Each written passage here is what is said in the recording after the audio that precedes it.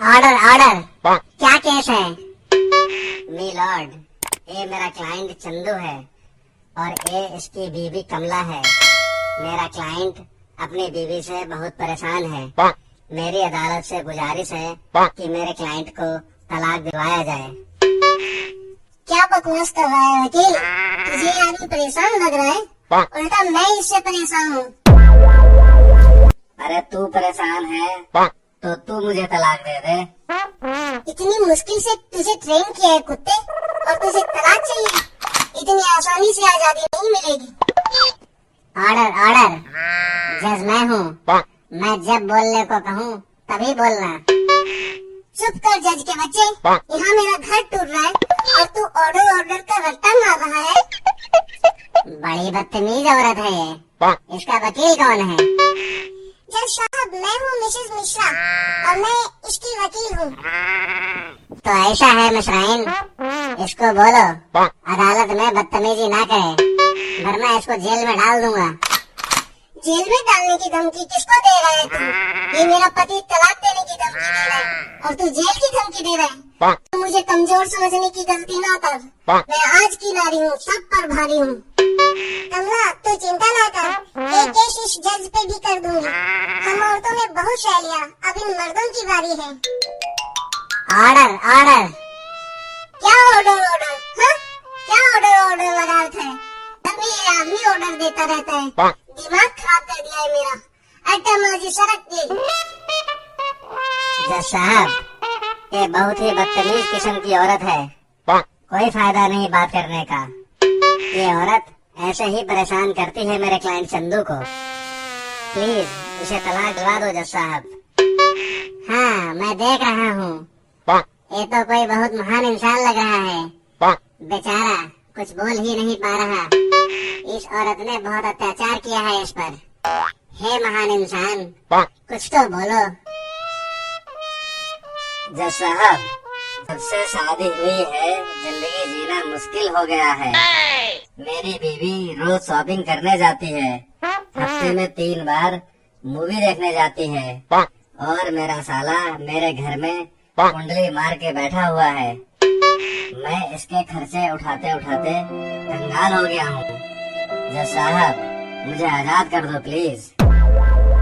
बस कर पगले, रुलाएगा क्या?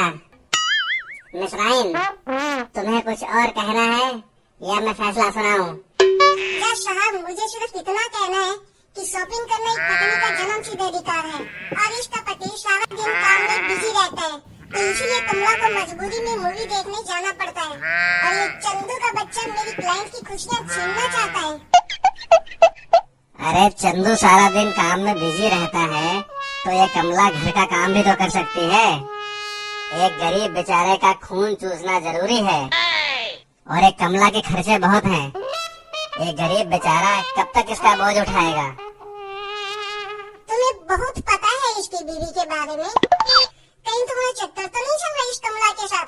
तुम घर चलो, तुम्हारी खबर लेती हूँ। कुछ ज्यादा ही उछल रहे हो आजकल। अब मैं और जुल्म नहीं सहूंगा। आज मैं भरी अदालत में तुम दोनों औरतों का पर्दा फाश करके रहूंगा। अरे वकील साहब, तुम तो अपना झगड़ा लेकर बैठ गए यहाँ। लगता है तुमसे ना हो पाएगा। नहीं नहीं, मैं बोलूंगा चंदू, और मैं तुझे तलाक दिलवा के रहूंगा। तुम्हारी हालत देख के लगता तो नहीं कुछ बोल पाओगे मिश्रा जी, फिर भी तुम कह रहे हो तो कोशिश करके देख लो। तुम्हारी इतनी हिम्मत, मेरे सामने मुंह खोलोगे? लगता है पिछली बार की पिटाई भूल गए हो। घर चलो, तुम्हें उल्टा करके लटकाऊंगी। बहुत दिन हो गए मेरे हाथों में, आज बहुत खुजली हो रही है। भाई मिश्रा, तुम्हारा हाल तो इस चंदू से भी खराब है।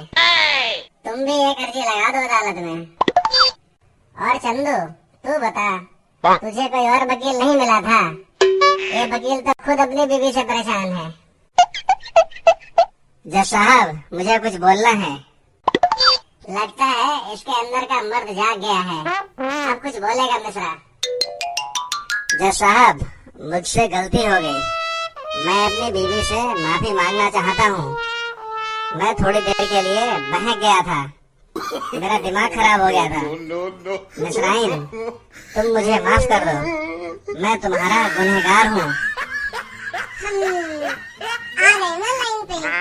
आज रात को खाने में मलाई कोफ्ता, मटर पनीर, पुलाव और पराठे बनाना, और सारे घर की साफ सफाई भी करनी है। ध्यान से सारा काम कर लेना, दोबारा बोलना ना पड़े।